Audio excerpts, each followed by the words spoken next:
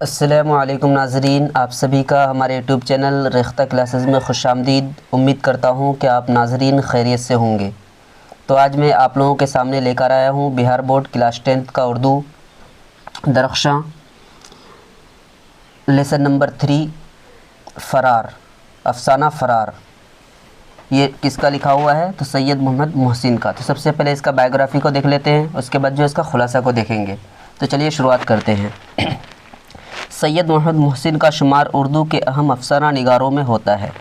यानी सैयद मोहम्मद मोहसिन की अगर गिनती अगर देखा जाए तो उर्दू के जो बेहतरीन अफ़साना निगार है उनमें इनका नाम आता है। वो नफ्सियात के क्या थे? प्रोफेसर थे। नफ्सियात यानी कि ज़हनी या फिर साइकोलॉजी इसको कहते हैं। नफ्सियात का मतलब होता है ज़हनी या फिर साइकोलॉजी। तो उसके क्या थे? वो प्रोफेसर थे और नफ्सियात उनका ख़ास मौजू था। अक्सर एग्ज़ाम में पूछा जाता है कि वो किसके प्रोफेसर थे। तो किसके प्रोफेसर थे? नफ्सियात के। किसके? नफ्सियात के। उनके अफ़सानों का एक मजमुआ अनोखी मुस्कुराहट उर्दू दुनिया में काफ़ी मकबूल व मारूफ़ हुआ। अक्सर यहाँ से एग्ज़ाम पूछा जाता है कि अनोखी मुस्कुराहट किसके अफ़सानों का मजमुआ है? तो किसका? सैयद मोहम्मद मोहसिन का। इस मजमुए की बेशतर कहानियाँ नफ्सियाती नौइयत की हैं। ख़ास तौर पर अनोखी मुस्कुराहट डॉक्टर मोहम्मद मोहसिन की एक ऐसी कहानी है जिसके ज़िक्र के बग़ैर उर्दू अफ़साने की तारीख़ शायद मुकम्मल नहीं हो सकती। यानी उर्दू अफ़साने के अगर हिस्ट्री को देखा जाए, इतिहास को देखा जाए, तो जब तक अनोखी मुस्कुराहट की बात नहीं करेंगे तो समझो कि वो नामुकम्मल समझी जाएगी। चलिए आगे बढ़ते हैं और देखते हैं। डॉक्टर मोहम्मद मोहसिन की पैदाइश 10 जुलाई 1910 ईस्वी को पटना में हुई। तो इनकी तारीख़ पैदाइश याद रखनी है। 10 जुलाई 1910 ईस्वी को कहाँ पैदा हुए थे? पटना में। उनके वालिद का नाम सैयद मोहम्मद रशीद था। तो उनके वालिद का नाम यानी पिताजी का नाम क्या था? सैयद मोहम्मद रशीद। मोहसिन साहब ने 1926 ईस्वी में राम मोहन राय सेमिनरी पटना से मैट्रिक का इम्तिहान पास किया। तो उन्होंने मैट्रिक का इम्तिहान कहाँ से पास किया था? कौन सी स्कूल से? राम मोहन राय सेमिनरी से। और ये कब पास किया था? 1926 ईस्वी में। 1928 ईस्वी में पटना कॉलेज से आईए और 1931 ईस्वी में नफ्सियात के साथ बीए ऑनर्स का इम्तिहान पास किया। तो उन्होंने आईए का इम्तिहान 1928 ईस्वी में किया, 1928 ईस्वी में पटना कॉलेज से किया था और 1931 ईस्वी में नफ्सियात में ऑनर्स किया था, यानी ग्रेजुएशन कंप्लीट की थी। और 1934 ईस्वी में नफ्सियात में ही पटना यूनिवर्सिटी से एमए फर्स्ट क्लास से पास किया। और नफ्सियात में एमए किया था कब? और नफ्सियात में ही पटना यूनिवर्सिटी से एमए फर्स्ट क्लास से पास किया और गोल्ड मेडल हासिल किया। 1938 ईस्वी में वह पटना में शोबे फ़लसफ़ा में आरज़ी तौर पर लेक्चरर बहाल हुए। तो आरज़ी तौर पर यानी परमानेंट नौकरी नहीं मिली थी, आरज़ी तौर पर उनको जो है रखा गया था। किस पर? कौन से शोबा में? फ़लसफ़ा में लेक्चरर रखा गया था। और 1948 ईस्वी में पटना यूनिवर्सिटी के शोबे नफ्सियात में मुस्तकिल तौर पर लेक्चरर बहाल हो गए और परमानेंट उनको वहीं पर जॉब मिल गई पटना में। कब? 1948 ईस्वी में। 1953 ईस्वी में वो शोबे नफ्सियात में सदर शोबे नफ्सियात मुकर्रर हुए और 1974 ईस्वी में वो अपनी मुलाजिमत से क्या हुए? सुबुकदोश हुए। सुबुकदोश यानी कि रिटायर हुए। तो कब रिटायर हुए थे? 1974 ईस्वी में। चलिए आगे देखते हैं। उनकी किताबों में अनोखी मुस्कुराहट अफ़सानों का मजमुआ है। अनोखी मुस्कुराहट क्या है? उनकी अफ़सानों का मजमुआ। इसी तरह से नफ्सियाती ज़ाविये वो क्या है? एक मज़ामीन है। इस तरह ज़ख्म के फूल उनका क्या है? एक शेरी मजमुआ है। ये अक्सर पूछा जाता है। तो उनका शेरी मजमुआ क्या है? ज़ख्म के फूल। और उसके बाद मज़ामीन में अगर देखा है तो नफ्सियाती ज़ाविये और अनोखी मुस्कुराहट उनका क्या है? अफ़सानवी मजमुआ। उनके अलावा उनकी दूसरी किताबें भी शाये हुई। इनके अलावा उनकी और दूसरी किताबें भी छपी, प्रकाशित हुई। चलिए आगे देखते हैं। सैयद मोहम्मद मोहसिन को 3 बेटे और 4 बेटियां थी। तो उनके 3 बेटे और 4 बेटियां थी। आपने 1973 ईस्वी में अपनी अहलिया के साथ हज का फ़रीज़ा भी अदा किया। तो उन्होंने अपनी अहलिया यानी अपनी वाइफ के साथ, अपनी पत्नी के साथ जो है हज भी अदा किए। कब? 1973 ईस्वी में। सैयद मोहम्मद मोहसिन की वफ़ात 2002 में इलाज के दौरान दिल्ली में हुई। याद रखना है कि उनकी वफ़ात कब हुई थी? 2002 में। कब? कहाँ हुई थी? दिल्ली में, इलाज के दौरान। चलिए आगे देखते हैं। अब देखते हैं इसका खुलासा को। तो अफ़साना फ़रार। महमूद, माँ की करख्त आवाज़ महमूद के कान में गूंज गई। यानी कि इसके माँ जो है ज़ोर से बोली महमूद। वह बाजू के कमरा में हिसाब बना रहा था। हिसाब कौन बना रहा था? महमूद। हिसाब की कॉपी समेटे बगैर उठ खड़ा हुआ। उसका नाम खतरा की घंटी की तरह उसके कान में बज रहा था। यानी कि महमूद जो एक बार बोली उसकी माँ, तो खतरे की घंटी जिस तरह से होती है उस तरह से उसके कान में बार बार जो है गूंजने लगा। किसके कान में? महमूद के कान में। किसके कान में? महमूद के कान में। वो भागा हुआ माँ के पास आया और उसकी माँ का फरबा जिस्म गुस्सा से काँप रहा था। फरबा का मतलब होता है मोटा, यानी उसकी माँ जो है बहुत ही ज़्यादा मोटी थी। वो गुस्से से उसका बदन क्या हो रहा था? काँप रहा था। किसका बदन? उसकी माँ का। उसकी माँ का फरबा जिस्म गुस्सा से काँप रहा था, जैसे तुंद हवा में बरगद का पेड़ डोल रहा हो। तुंद का मतलब होता है तेज़। जब तेज़ हवा चलती है तो बरगद का पेड़ भी क्या होता है? डोलने लगता है। क्योंकि बरगद का पेड़ वैसे डोलता नहीं है, क्योंकि बहुत ही ज़्यादा बड़ा होता है और मोटा होता है, लेकिन जब हवाएं तेज़ चलती है तो बरगद का पेड़ भी डोलता है। तो उसी तरीके से उसकी मम्मी भी मोटी थी, फिर भी क्या हो रहा था? गुस्से से उसका जिस्म क्या कर रहा था? काँप रहा था। किसका जिस्म? तो महमूद की अम्मी का। माँ की उभरी हुई आँखें, लाल अंगारा सा चेहरा, फैली हुई गर्दन देखकर सहम गया। सहम का मतलब एकदम बिल्कुल वो डर गया। गोया मंज़र उसके लिए नया नहीं था। हालांकि वो ये मंज़र देखते रहता था, फिर भी क्योंकि उसकी मम्मी थी तो वो रेगुलर इसका सामना करते रहता था, फिर भी जो है वो डर सा गया। मासूम फरिश्ता की तरह नज़रें नीची किए महमूद माँ के रूबरू खड़ा हो गया। आंखें नीची करके मासूम फरिश्ते की तरह वो अपने मम्मी के सामने खड़ा हो गया। मुनफ़िआलाना अंदाज आने वाली आफत के मुकाबला का उसका तन्हा हथियार था।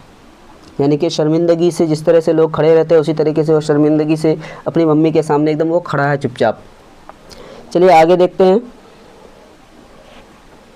तो उसकी मम्मी क्या बोलती है जब वो आया अपने मम्मी के पास? बुला उन्हें बाहर से। आखिर किसको बुला रहे हैं? महमूद की माँ ने गरजते हुए कहा, यानी अपने पति को बुला रहे हैं, यानी कि महमूद के अब्बा को बुला रहे हैं। आपको बुला रही हैं, महमूद ने रुकते रुकते कहा। यानी अपने वालिद साहब के पास गया, अपने बाप के पास और बोला कि आपको बुला रही है। मुझसे क्या काम है? अब ये कौन बोल रहे हैं? महमूद के अब्बा बोल रहे हैं कि मुझसे क्या काम है? गुस्से में है तो हुआ करे, उन्हें तो हर वक्त गुस्सा ही चढ़ा रहता है। तो उसके वालिद साहब बोल रहे हैं, महमूद के वालिद साहब, कि वो तो हमेशा गुस्सा करते रहती है, क्या करने बुला रही है हमें? अच्छा चलो आता हूँ। ये भी डरता है अपनी बीवी से, तो बोला कि ठीक है आता हूँ। उसके बाप ने कुर्सी से उठते हुए कमज़ोर आवाज़ में कहा, यानी आहिस्ता से कहा कि चलो चलते हैं। महमूद के बाप को देखकर उसकी माँ और बुलंद आवाज़ में गरजने लगी। अपने पत्नी को देखा कि आ रहा है तो वो क्या हुआ? और भी ज़ोर से बोलने लगी। तुमने मेरी मिट्टी पलीद कर डाली है। मिट्टी पलीद करना मतलब इज़्ज़त बर्बाद कर देना। तो वो अपने पति से कह रहे हैं कि तुमने मेरी इज़्ज़त मिट्टी पलीद कर डाली है। नोज उस दिन को जब मेरे बाप ने तुम्हारे साथ मेरी शादी की, यानी उस दिन को मैं कोसती हूँ। कौन से दिन को? कि मेरे बाप ने उस दिन तुझसे शादी दिलाई थी। आखिर कुछ कहोगी भी या यूं ही बके जाओगी? महमूद के बाप ने आहिस्तगी से सवाल किया, यानी कि ज़ोर से नहीं बोल रहा है, ये भी डरपोक है, डर से आहिस्ता से बोल रहा है कि कुछ कहोगी भी या ऐसे ही बकते जाओगी। चलिए आगे बढ़ते हैं और देखते हैं।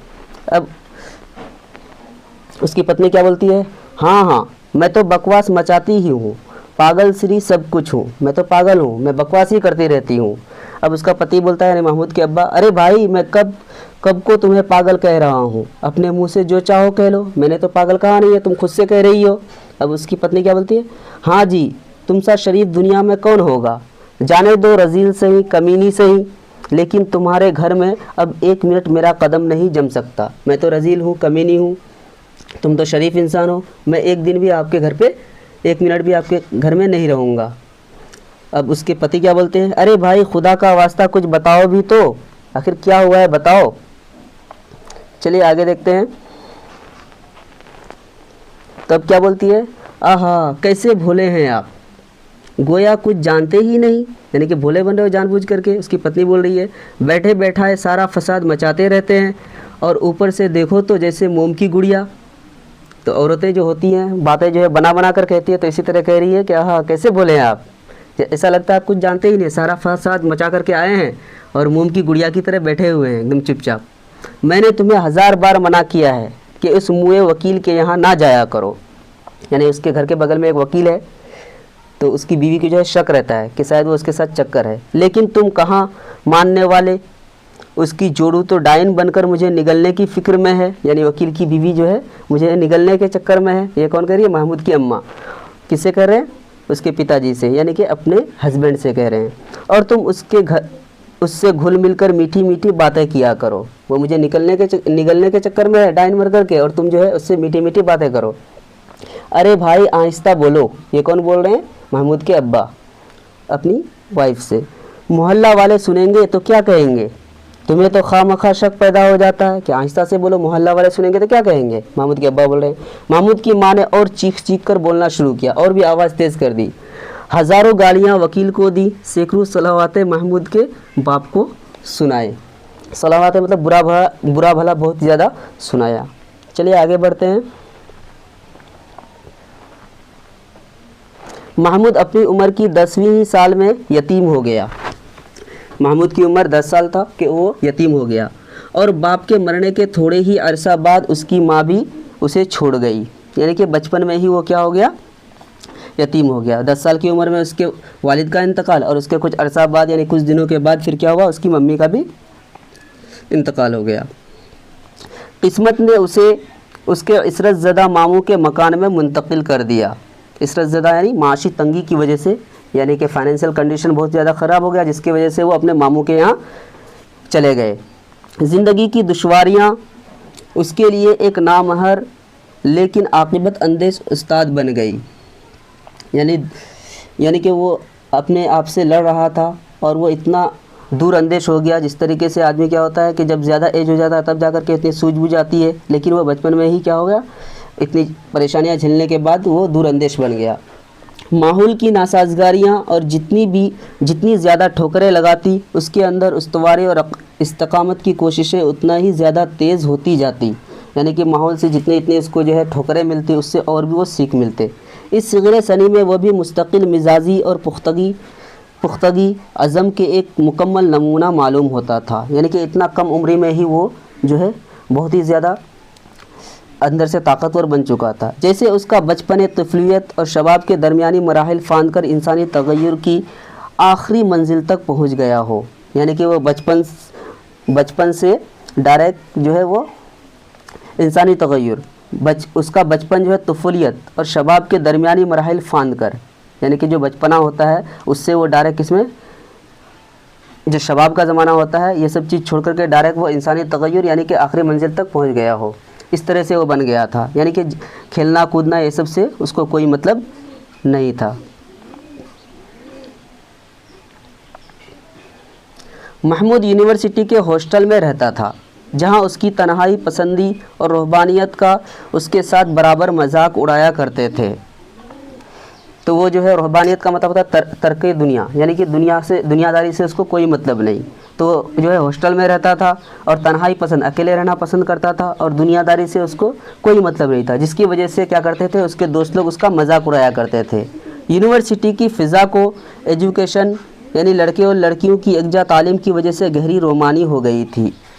यानी कि एजुकेशन की कॉलेज की जो फ़िज़ा होती है, तो लड़के लड़कियाँ एक साथ रहते हैं, तो अक्सर लोग क्या करते हैं, रोमांस करते हैं, और रोमानी मिजाज के लोग भी रहते हैं, लेकिन उसमें कोई असर नहीं पड़ता था। महमूद के साथी कमाल जादू बयानी और गर्म जोशी के साथ उन फिरदौसी मनाजिर की तस्वीरें उसके आगे खींचते। महमूद की तबीयत में भी गुदगुदी सी पैदा हो जाती। यानी महमूद का जो फ्रेंड लोग था, तो उसको भी उकसाते थे कि तुम भी जो घूमो फिरो ऐश करो, लेकिन उसके तबीयत में भी थोड़ी बहुत गुदगुदी होती थी।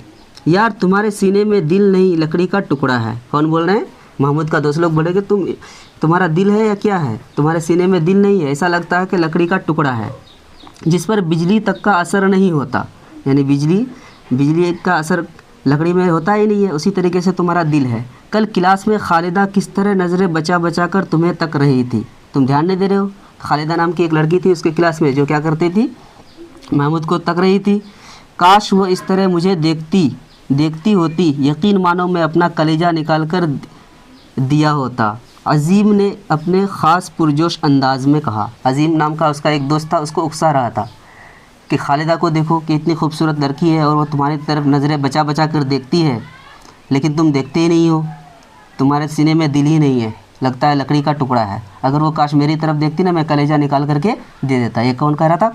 अजीम। ये अक्सर एग्ज़ाम में पूछा जाता है कि महमूद के दोस्त का नाम क्या था, तो अजीम था। क्या था? अजीम। चलिए आगे बढ़ते हैं। खैर मजाक वगैरह ख़त्म करो, बेचारी मासूम लड़की पर जो तुम इस किस्म की तोहमत लगाते हो ये तो बहुत नामुनासिब बात है।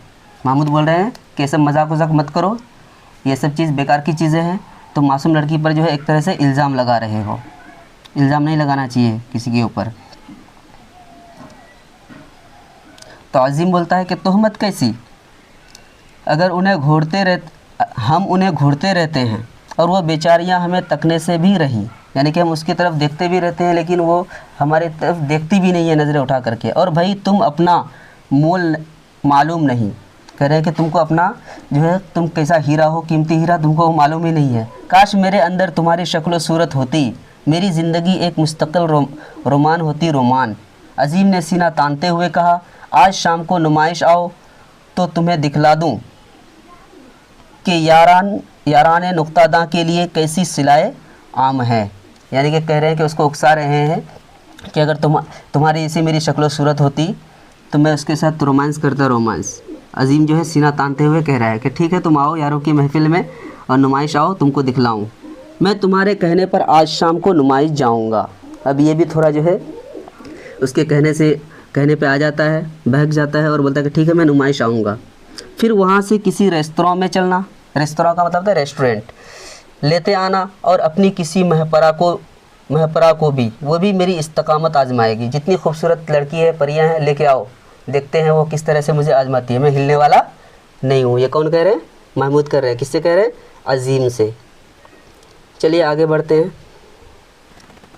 वाकई चलोगे या सिर्फ आन में बोल रहे हो?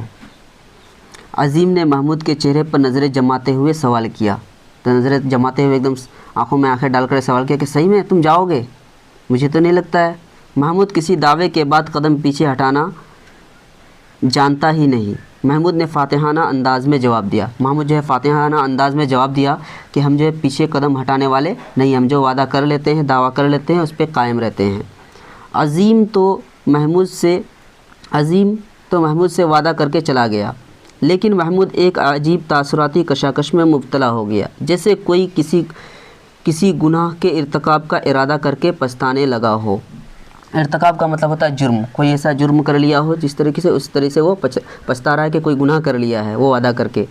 और नताइज के मोहूम लेकिन होशरुबा तसव्वुरात व कैफियत के साँचा में ढलकर उसकी रूह में पैवस्त हो रहे हूँ। पैवस्त का मतलब होता है मिला हुआ, पैवस्त का मतलब क्या होता है? मिला हुआ। और मोहूम का मतलब होता है धुंधला, यानी उसके सामने है धुंधला सा छा गया। महमूद की उंगलियां गैर इस्तरारी तौर पर रह रहकर उसकी नब्ज़ टटोलने लगती। यानी कि वो जो है अजीब तरीके से फील करता था कि आखिर हम जो कौन सी गलती कर दी, आखिर हम क्यों ऐसा कर रहे हैं। उसे बुखार का एहसास हो रहा हो, यानी कि उसको ऐसा लग रहा है कि बुखार हो रहा है। उसके दिल में एक गैर मामूली वहशतनाक दीवानगी की कैफियत महसूस हो रही थी। तो उसके दिल में ऐसा लग रहा था कि वो दीवाना सा हो गया है, पागल हो रहा है, जैसे कोई रात के सन्नाटे में खुले मैदान से खौफ खाने लगता हो। रात के सन्नाटे में खुले मैदान में हो और वो डरा हुआ हो, इस तरीके से वह महसूस कर रहा था। इस गैर मामूली इज़्मिहलाल और खज़दगी का कोई सबब महमूद की समझ में नहीं आ रहा था। इज़्मिहलाल का मतलब होता है कमज़ोरी, यानी कि आखिर ये कमज़ोरी क्या है, वो क्यों ऐसा कर रहे हैं, इसके बारे में वो सोच रहे थे। चलिए आगे बढ़ते हैं। वो हॉस्टल से बाहर निकला और कदम तेज़ करता हुआ नुमाइश को रवाना हुआ। अब वो धीरे धीरे क्या हुआ, नुमाइश के लिए जाने लगा। काफ़ी दूर पहुंच चुकने के बाद उसे एहसास हुआ कि वो गलत रास्ता पर लग गया है। अब वो सोच रहा है कि हम गलत रास्ता पकड़ लिए हैं। उसे अपनी उस भूल पर हैरसी हो रही थी, हम ऐसी भूल गलती कैसे कर सकते हैं। उसके पाँव सर्द हो गए। किसके पाँव सर्द हो गए? महमूद की। और वो देर तक एक जगह मबहूत खड़ा रहा, जैसे उसे सख्ता सा हो गया हो, यानी कि वो बिल्कुल अपने आप में बकबूद हो गए, महबूत हो गए। यानी कि ऐसा लग रहा था कि उसके अंदर जान ही नहीं है, एकदम रुक गिसा गया था, बोल रहा है न कुछ कर रहा है, एकदम खड़ा है जहाँ का तहाँ। अब नुमाइश जाना बिल्कुल बेसूद है। अब वही सोच रहा था कि अब जाना बिल्कुल बेकार है, नहीं जाएंगे, कोई फ़ायदा नहीं है। उसने कहा अजीम इंतज़ार करके कहीं और जा चुका होगा, करके हम नहीं जाएंगे, अजीम इंतज़ार करके वो कहीं और चला जाएगा। वो अपने कमरा की तरफ लौट आया और कुर्सी पर बैठकर अपनी इस खुद फरामोशी का जायज़ा लेने लगा। खुद अपने आप खामोश है और सोच रहा है कि आखिर हम क्या कर रहे हैं, आखिर उसे हो क्या गया था, यानी अपने आप कैसे कह रहे हैं कि आखिर मुझे हो क्या गया है। उसकी समझ में कुछ ना आता था। किसकी समझ में? महमूद की समझ में, कि आखिर हम ऐसा क्यों कर रहे हैं। अपनी खुद एतमादी पर यह कारी ज़र्ब कई दिनों तक महमूद के दिमाग में उलझने पैदा करती रही। गो अज़ीम से उसने तबीयत की ख़राबी का उज़्र पेश कर दिया था, जिसे अज़ीम ने बहाना साजी कहकर टाल भी दिया। तो वो फिर अज़ीम से बोला भी था कि जो है मेरी तबीयत ठीक रही थी, वो बहाना बना दिया, और अज़ीम भी समझ गए कि ये बहाना बना रहे हैं। चलिए आगे बढ़ते हैं और देखते हैं। यूनिवर्सिटी की तालीम के बाद मुकाबला के इम्तिहान में शामिल हुआ, यानी कंपटीशन एग्ज़ाम में वो यूनिवर्सिटी की तालीम यानी कि शिक्षा कंप्लीट करने के बाद जो है वो कंपटीशन एग्ज़ाम में शामिल हुए और उसे डिप्टी कलेक्टरी मिल गई, और डिप्टी कलेक्टरी में उसे जॉब मिल गई। निस्बतें उसकी तालीम के वक्त ही से आती थी, यानी उनके लिए रिश्ता जो है जब वो पढ़ाई कर रहे थे उसी वक्त से आ रहे थे। अब बड़े बड़े घरानों से प्याम आने लगे, क्योंकि अब उसका जॉब लग चुका था डिप्टी कलेक्टरी में। इसकी वजह से उसके बड़े बड़े घर से अब क्या होने लगे? प्याम आने लगे। एक दिन महमूद घर से वापस आया तो घर की वीरानी उसे काटती हुई सी महसूस हुई। जब वो घर वापस आया तो उसकी घर में एकदम अकेला सन्नाटा, उसकी वीरानी जो है उसको काटने लगी। उसे अपनी ज़िंदगी हयात की एक बेरूह नकल नज़र आने लगी, यानी इस तरह से लग रहा है कि बेरूह हैं हम, मेरे अंदर जान ही नहीं है। घर के सन्नाटे में दीवार से लगी टिक टिक करती हुई घड़ी उसके दिमाग पर ठोकरें सी मारने लगी। घड़ी की पेंडुलम उसे अपनी ज़ात का मुरक्का मालूम होने लगा, यानी कि उसको लग रहा था कि एल्बम लटका हुआ है, मेरी ज़ात उसे नज़र आ रही है। वैसा ही एक तरीक़ा और एक रंग पर हरकत करता हुआ वो कब तक मशीन के पुर्ज़ों की तरह ज़िंदगी गुजारता रहेगा। जिस तरीके से घड़ी है, जब देखे थे उस वक्त भी चल रहा था, वैसे काम कर रहा था, अभी भी कर रहा है, उसी तरीके से मेरी ज़िंदगी एक मशीन की तरह बन गई है, हम कब तक इस तरह से काम करते रहेंगे। ये सब सोचने के बाद क्या किया उसने? सोचा और फ़ैसला कर लिया कि वो बहुत जल्द शादी करके ज़िंदगी की कैफ़े मावियों से हमकिनार होकर रहेगा, यानी किस तरह मशीनी ज़िंदगी गुजारते रहेंगे। अब मुझे शादी करना ज़रूरी है, चलो अब शादी कर लेते हैं। उसी शाम को उसने अपनी सारी पिछली निस्बतों पर नए सिरे से गौर करना शुरू कर दिया। अब पिछले जो निस्बतें आई थी, रिश्ते आए थे, उस पर वो गौर व फिक्र करना शुरू किया कि आखिर शादी करें तो किससे करें। अक्सर व बेशतर से मुताल्लिक़ उसे इल्म था कि वहाँ उसके लिए जगह खाली ना रही थी। बाकी मानदा चंद निस्बतों में से हर एक एतबार से काबिल एतना मालूम हुई, यानी कि वो जितनी निस्बतें आई थी सब पर गौर व ख़ौज़ किए करने के बाद देखा कि कुछ कुछ रिश्ते ऐसे थे जो खाली नहीं था, यानी कि रिश्ता उनका हो चुका था, तो उनमें से कुछ चंद निस्बतें थी, तो उसमें से एक उसको अच्छा लगा। सिर्फ लड़की की तालीम नामुकम्मल थी, तो जो अच्छा लगा तो उसकी तालीम जो है नामुकम्मल, यानी कि अभी मैट्रिक पास नहीं की थी। लेकिन लड़की का सन ज़्यादा ना था, यानी लड़की की उम्र ज़्यादा नहीं थी, इसलिए यह खामी दूर की जा सकती थी। खामी यानी कि कमी, क्योंकि लड़की का उम्र ज़्यादा नहीं था इसलिए वो एजुकेशन उतना हाई नहीं कर पाई थी, तो ये खामी दूर की जा सकती थी। महमूद ने इस निस्बत की असर नौ छेड़छाड़ कराई, तो यानी कि दोबारा से वो इधर से बात भेजा। बात पुख्ता हो गई और बात भी पक्की हो गई और अक़द भी जल्दी हो गया और अक़द भी हो गया। लेकिन रुखसती लड़की के मैट्रिकुलेशन पास करने तक मुलतवी रखी गई, और लेकिन रुखसती जो थी लड़की का वो मैट्रिक का एग्ज़ाम होने के बाद ही तक डिले कर दिया गया कि इस मैट्रिक का एग्ज़ाम होगी लड़की का, तभी क्या करेंगे उसको जो है रुखसती ले आएंगे। चलिए आगे देखते हैं। इम्तिहान का नतीजा ज़ुबैदा की खातिर खा कामयाबी का मुज़दा लाया। मुज़दा का मतलब होता है खुशखबरी यानी मुबारकबाद। तो इम्तिहान में वो जो ज़ुबैदा जो थी वो बहुत ही अच्छे नंबर से पास हुई। ये बहुत ही बड़ी खुशखबरी थी, किसके लिए? महमूद के लिए। तो उसकी बीवी का नाम, जिससे शादी करने वाला था, क्या नाम था? ज़ुबैदा। क्या नाम था? ज़ुबैदा। महमूद खुशी से दीवाना हो गया। तो ये याद रखना है कि उसकी महमूद जिससे शादी करने वाला था तो उसका नाम क्या था? ज़ुबैदा। क्या नाम था? ज़ुबैदा। महमूद अब बहुत ही खुश हो गया क्योंकि उसकी बीवी जो है बहुत ही अच्छे नंबरों से पास हो गई थी। उसके ख्वाब अब हकीकत बनने वाले थे, क्योंकि ख्वाब शादी करने का जो ख्वाब था वो हकीकत में बदलने वाला था। वो बहुत खुश हो गया और इस ख्याल की लज्जत से सरशार हो रहा था, यानी बहुत ही ज़्यादा खुश हो रहा था और शर्मिंदा भी हो रहा था अपने आप से। दूसरे ही दिन से महमूद अपनी शादी की तैयारी में मुनहमिक हो गया, यानी अपनी काम में बहुत ही ज़्यादा मसरूफ़ हो गया। उसने दफ्तर से 2.5 माह की मुसलसल फुर्सत ले ली और अपने ऑफिस से क्या हुआ, 2.5 महीने का क्या किया, छुट्टी ले लिया। शादी के अखराजात पर उसने कसीर रकम खर्च की। तो उन्होंने अपने शादी में जो है बहुत ही ज़्यादा रकम खर्च किए। शहर के सारे मुअज़्ज़िज़ीन को बारात की शिरकत की दावत दी और शहर के जो बड़े बड़े लोग थे उन लोगों को जो है अपने दावत में बुलाया शादी में। लेकिन ससुराल में कदम रखने के बाद उसके अंदर एक अजीब हैरत अंगेज़ तग़य्युर पैदा होने लगा था। तग़य्युर का मतलब होता है हालत तब्दील होना। जैसे ही वो ससुराल में कदम रखा तो उसकी अजीब तरीके से वो फील करने लगे। उसकी आंखें बेनूर और मुतवहिश सी दिखाई देने लगी थी। मुतवहिश का मतलब था हैरत में डालने वाला, आंखें एकदम अजीब तरीके से हो गया था। उसका जिस्म बर्फ़ की तरह सर्द होता जा रहा था और जिस्म भी बिल्कुल ठंडा होता जा रहा था। किसका, महमूद का, जब वो ससुराल पहुंचा। और चेहरा की सुर्खी रफ्ता रफ्ता यानी कि धीरे धीरे जो है फीकी पड़ती जा रही थी, जैसे कोई दूर से एक भयानक मंजर देख रहा हो। ऐसा लग रहा हो कि बहुत ही ज़्यादा तूफ़ान आ रहा है, वो बचने वाला नहीं है। इस तरीके से उस अंदर कैफियत तारी हो गई। बाहर के लवाजिमात के बाद जब महमूद को जनाना मकान के अंदर ले जाया जाने लगा तो उसके पाँव